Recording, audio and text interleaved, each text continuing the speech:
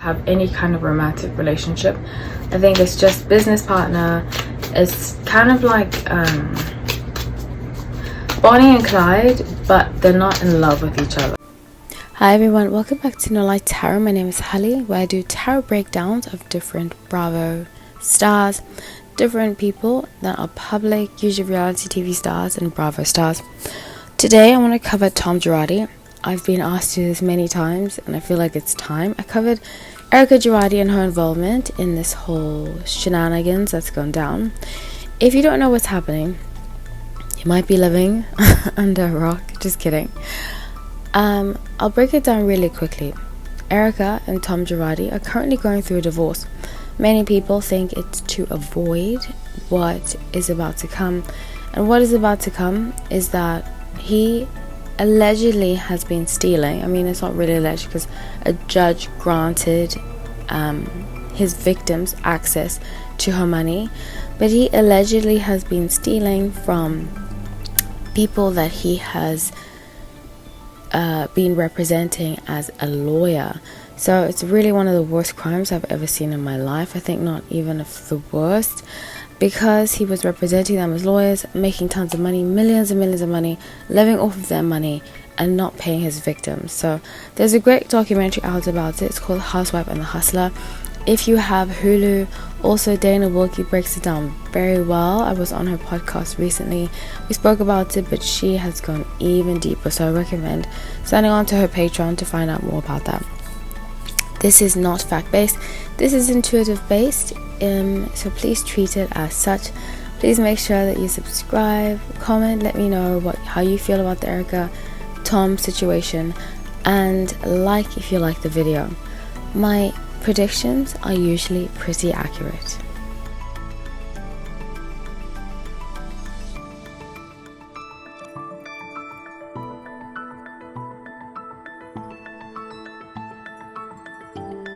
Okay, so I've pulled up Tom's past, present and future, and while I was shuffling the cards, I got the sense of release, letting go. So I'll explain later, but this reading might be a little on the darker side because it is such a heavy topic. So please bear with me. If you're not ready for something heavy, then I don't recommend watching this. So the past, I get Justice, Two of Pentacles and Seven of Wands. So Justice represents to me the legal issues that he was having, that he has been having, but I feel like these legal issues have gone along for a long time. Justice also represents the law in general. So, you know, he is a lawyer. He just got disbarred, so he was a lawyer. And with Two of Pentacles, he's kind of like he was juggling two things at one time. And I have this sense, I get this very strong sense that it was almost as though he was living two different lives, which obviously we can see through the reports and what has come out, that he deep down felt like a shell of who he was, if that makes any sense. Like, he was so used to being like a facade in front of everybody. And that's the thing about Geminis. Geminis often have two sides. Tom is a Gemini. Geminis often have two sides, and it doesn't mean that they're two-faced, because I feel like a lot of Geminis are very real people, very honest. I'm actually a huge fan of Geminis as a whole, you know, not individually, everybody's different. But I strongly feel like the two sides that he had was, this is the Gemini curse, being outwardly in public who they would physically like to be. Like, you'll see a lot of, even Kanye West, I always use Kanye West as the perfect example of a Gemini. Somebody who on the facade, you know, he had to have the perfect looking wife, you know, his kids have to look a certain way, his house has to look a certain way. So visually they're very about appearances, even though when they speak they don't really care what people say, which is really funny. But it's very calculated. Geminis have a very calculated aspect of them, and then they have a playful aspect of them, the side that's like, I'm a child, I'll do whatever I want. Sorry about that, somebody's car. I'm a child, I'll do whatever I want. So I see that when he was at home, it was more childful, playful, that childlike and playful, if that makes any sense. So with Seven of Wands, I see him having his eye on something, and this represents to me that he, I believe, was very perplexed about how to handle Erica, his wife. I think they initially, and I have done a video, I've done a few videos about Erica, but I did one initially, I think in February of this year. I'll put the cards up, and a lot of what I said is coming true. But I feel like with Erica, he kind of wanted her on a pedestal to look good, to be the face, but there was really nothing more than that. Even though I understand she did work at the firm, that's what is alleged, that he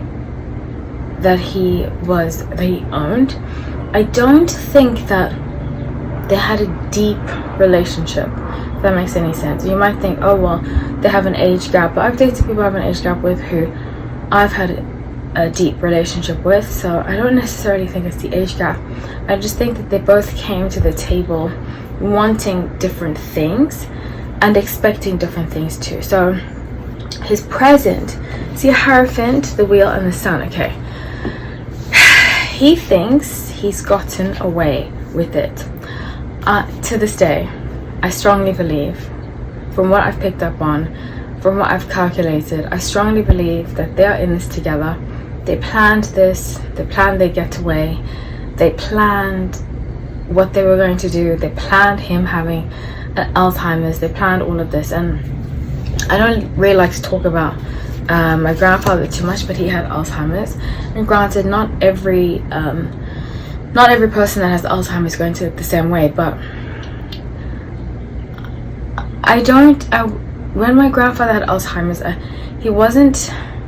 I wouldn't picture him running a law firm. Let's just put it like that. It is kind of insulting that they would use this as their get out of jail card, and they, I believe, seem as though they feel like they've gotten out. And it's very interesting to me because Tom is still living in that house. He has no supervision from the last time that I checked, allegedly. And it's just very interesting to me that, like I said, I've had a family member who had Alzheimer's, and leaving them alone was just a no-no. So who's really taking care of him if this is the case? So I don't believe the story. I don't believe he has Alzheimer's. He might have some cognitive issues that are minor because he is older. He's 82, which is normal, but I think he's still sharp. The Sun card, I think he's still sharp. I think he still has his wit. I think everything is working. And Geminis, they often, as they get older, stay sharp in the brain. So I'm not seeing that he has Alzheimer's.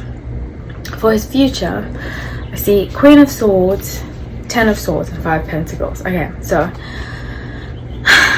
I did a podcast with Dana Wilkie from Real Housewives of Beverly Hills, and I often talk about it because when I'm talking about this, because I made some predictions about Erica and him working together. And something that I said is that she's going to turn on him, and I think with 5 Pentacles, I see that in the future that she's going to turn on him. So right now, if you're watching this, it's in August, the end of August. Erica's on the fence about how to deal with it. She's like, what if I turn him in? If I make it seem like he had been doing this for a while ago, then he's going to look like the bad guy, and he's going to get angry at me. And I did say this in the video that I did of Erica before, that he kind of has her as like a puppet. And people say, oh well, he spent the money on her, but I wouldn't be surprised if she was blackmailing him, if they're blackmailing each other really. And it seems like there's a deeper reason of why they're together. I believe they're still talking to each other. I believe they had a plan, and if they get a hold of phone records, I think they'd be able to see that that's the case. And then with 2 of Cups, I think he has somebody new. And I wouldn't be surprised if it's that blonde at Pasadena. Honestly, from what I can see and what I believe, I don't think he and Erica have been intimate in the last 10 years. I think they basically were married on paper and they lived their own separate lives, and it was all for show and all for money after things got revealed. Because I don't want to give too much of what I said on Dana's podcast away, but I said that in the beginning she was into him, but as things unraveled, I think she became more of a thug and more of, I don't want to say criminal, but more engaged in this behavior than she had thought she would be. So, you know, I heard somebody, I was watching a live talking about this, and I heard somebody say, oh, you know, money doesn't change you. And I disagree. I completely disagree, because I've dated people who have money. I've dated somebody, I don't want to give it too much away, but I've had my fair share of dating people with money. And especially when it came to fame, one person particularly that I dated who was rich and famous, they were like two different people behind closed doors and in front of everybody else. And something that I learned from him is that you really have to know who you are if you have money and if you are going to be out there. Because when you start to get money, and once people found out I was dating him and so forth, people came out of the woodworks, you know, they'd hear through friends, and all of a sudden that friend wants to be friends with me again. And I'm just like, I see now, you know, I see exactly what it is. And the relationship was not very healthy. And even though it wasn't when I broke up with him, some people were encouraging me to get back together with him because of what he came with.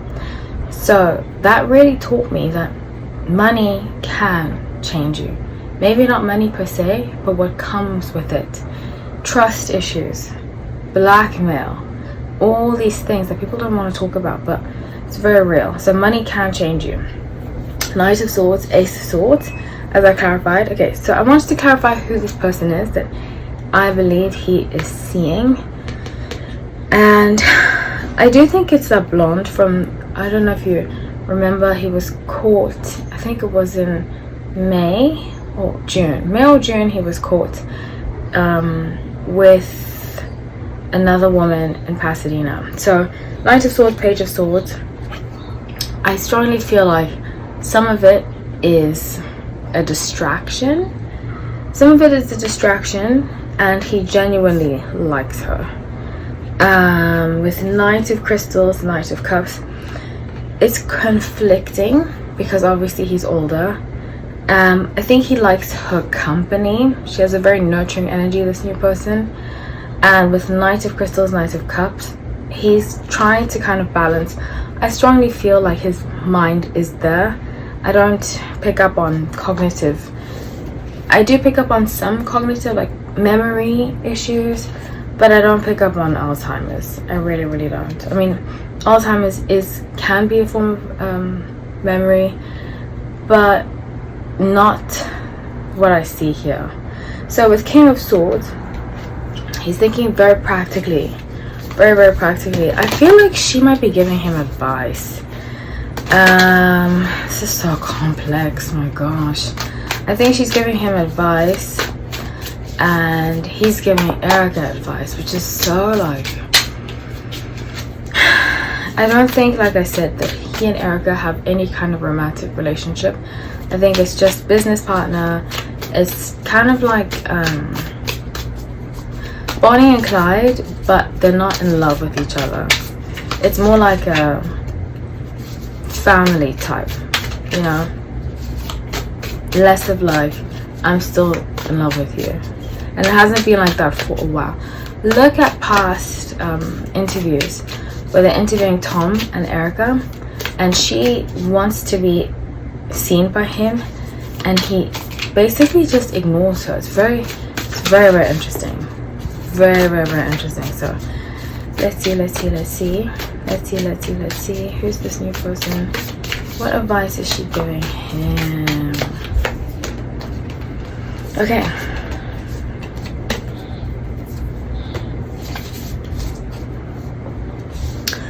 So this person that I believe he is seeing with Queen of Swords and Queen of Crystals, I think she used to work at the firm too, because she's very strategic. She might be connected to I think she still works at the firm actually, and I think she's connected to Access Books. I think she's basically behind him, running the paperwork for him, and it's really, really unfortunate. At the end, I want to ask a question that I would like to get an answer to if you're interested in staying till the end. But with Four of Cups, Two of Crystals, this woman feels like she could have been a better fit for him than Erica was. I don't get why, because I don't feel like he's a catch, but okay. I think she thinks that she's less superficial, she costs less, because Erica does cost a lot of money to put on the show and all this kind of stuff. But she's definitely the other woman, this woman, definitely. I picture that, I mean, alleged, because it is my intuition, but I strongly feel like she's the other woman. And King of Wands, she's very action oriented. That's why I feel like she's running the books, she's running the paperwork. She's kind of like a receptionist, but the receptionist boss, if that makes sense. Not like the CEO, but the person who deals with more than the receptionist, if that makes any sense. So yeah, that's what I have for you. I do want to ask this question. Does anybody, I saw another YouTuber ask this. His name is Alex Salters. I really like his channel, so shout out to him. He did say if anybody knows if there's a GoFundMe for the victims. I actually would plan on running a fundraiser for them. I feel like if we all pitch in, think about how many people watch Bravo. If we all pitch in, we could get a lot of money to the survivors. We all pitch in like $5. So I want to run a fundraiser for it, start a GoFundMe, and I want to see how it goes. So please comment if you know. Also, please follow my Instagram. It's at Childlike. I'll put it also in the description.